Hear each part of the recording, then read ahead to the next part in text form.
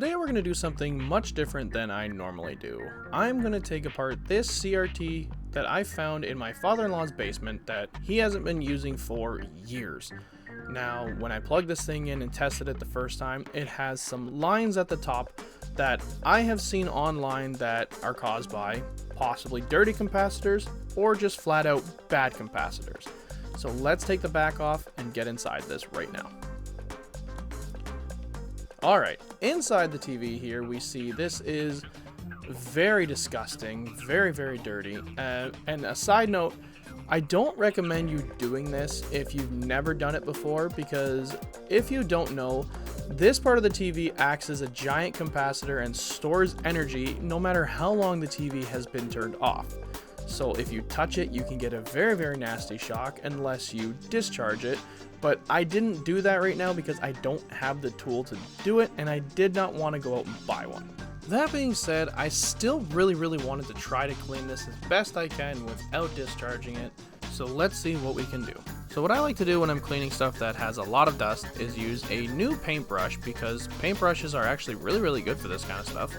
And I always keep a vacuum on hand to collect any of the extra dust that floats up. So as you can see down here on the base, it's very caked with dust. So we're going to get in here and we're going to do whatever we can to get this thing cleaned out.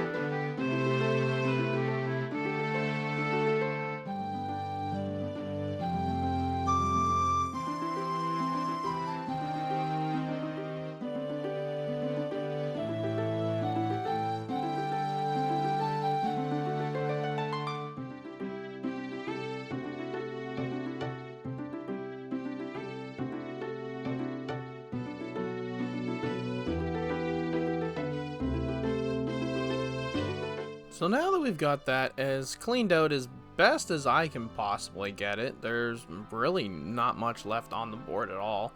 Up on the back of the TV I was able to get to. Overall, not too bad. I mean, it was disgusting. The back here is very bad. So before I put this on, I'm going to clean that. Alright, now that we've got the TV all put back together and all cleaned up, we're going to hook a VCR up to this because you can't tell on the black screen if the lines are still there. So let's get the VCR hooked up. Here it is. Press power, and well, still got those lines at the top, so it's probably bad capacitors, which honestly isn't something that I can fix, but I still hope you enjoyed this little video anyway. So, till next time, see you in the next video.